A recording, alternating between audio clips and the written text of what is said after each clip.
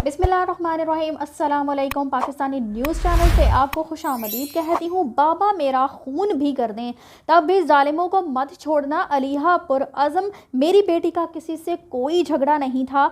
हमें underworld mafia से धमकी आमेज़ फ़ोन कॉल्स आ रही हैं। अलीहा के वालिद के होशरुबा इंकशाफात और 45 मिनट तक तशद्दुद और 5 दिन बाद FIR काटी गई। स्कूल या बदमाशी का अड्डा, ये सब कुछ आपको जानने को मिलेगा इस वीडियो में, सो वीडियो पूरी देखिएगा।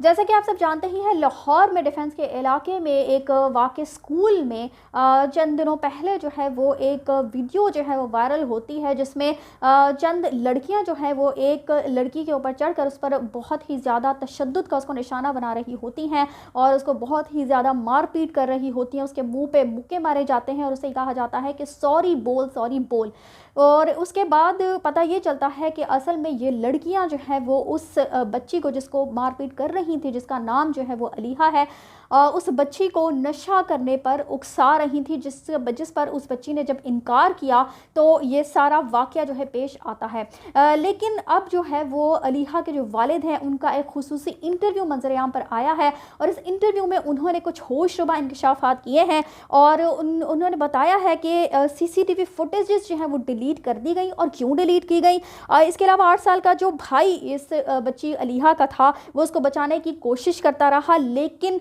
जो कैंटीन का स्टाफ है वो उसने अलीहा को बचाने की कोशिश क्यों ना की, जबकि ये सारा वाक़या जो है वो कैंटीन के अंदर पेश आया। और कैंटीन स्टाफ का नाम जो है वो स्कूल की इंतज़ामिया अब मंजर-ए-आम पर आने नहीं दे रही है। इस सब कुछ की क्या वजह है, ये सारी बातें जो है वो खोल कर इमरान यूनुस साहब ने अपने इंटरव्यू में बयान की हैं और उनका क्या कहना है मैं आपको बताती हूँ। उनके खुसूसी इंटरव्यू में जिसमें उन्होंने बहुत ही अहम इंकशाफात किए हैं और उनका कहना है कि अब मुझे प्रेशराइज किया जा रहा है कि हमसे सुलह कर ली जाए। स्कूल की इंतज़ामिया और पुलिस की जानिब से प्रेशर बिल्डअप किया जा रहा है और अंडरवर्ल्ड माफिया से धमकी आमेज़ फ़ोन कॉल्स आ रही हैं। उनका कहना है जी कि मैं तो बच्चे इस मुल्क में रखने के हक में ही नहीं, और पिछले साल से ही मेरी अहलिया मुझे कह रही थी कि स्कूल का जो माहौल है वो बदल चुका है, चूँकि स्कूल की अमरीकन प्रिंसिपल वापस जा चुकी है। मैं इस टर्म के ख़त्म होने का मुंतज़िर था। उनका यही कहना है कि मेरी जो अहलियाँ हैं उन्होंने पहले से ही मुझे इस बात का इंदिया दे दिया था कि स्कूल का माहौल जो है वो ख़राब होता चला जा रहा है, क्योंकि पहले जो स्कूल की प्रिंसिपल थी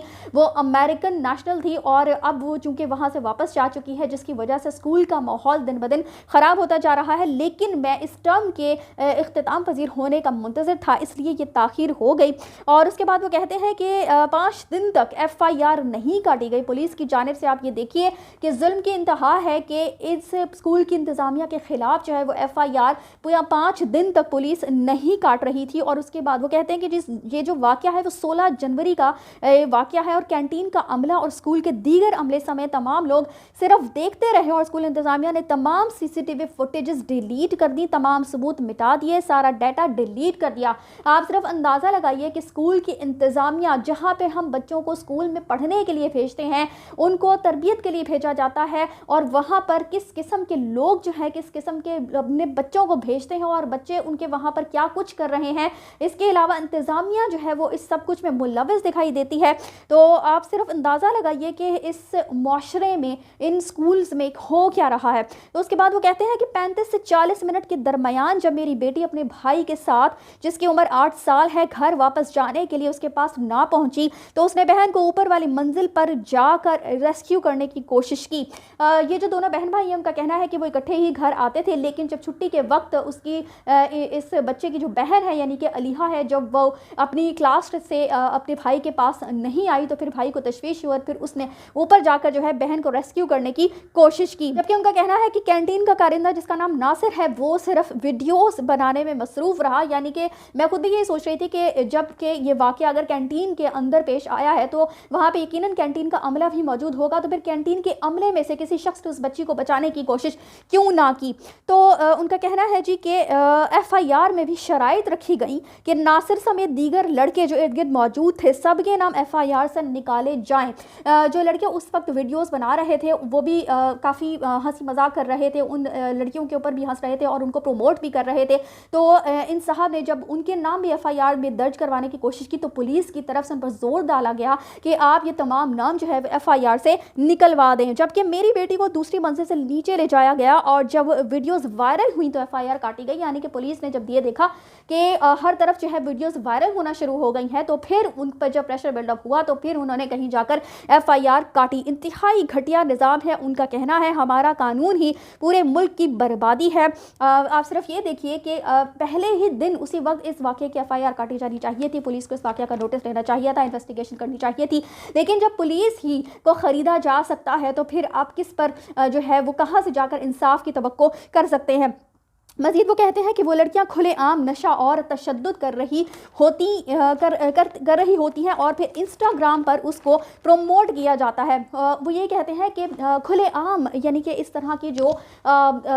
लैंग्वेज इस्तेमाल की जा रही होती है, इतना ज़्यादा तशद्दुद किया जा रहा होता है। ये खुलेआम काम किया गया है जहाँ पे हर शख्स जो है वो आसानी से ये नज़ारा जो है वो देख सकता था, और जो इर्द गिर्द लोग या लड़के मौजूद थे, जो अमला कैंटीन का मौजूद था, उन सब ने सिर्फ वीडियोज़ बनाई और मेरी बेटी को किसी ने भी नहीं बचाया।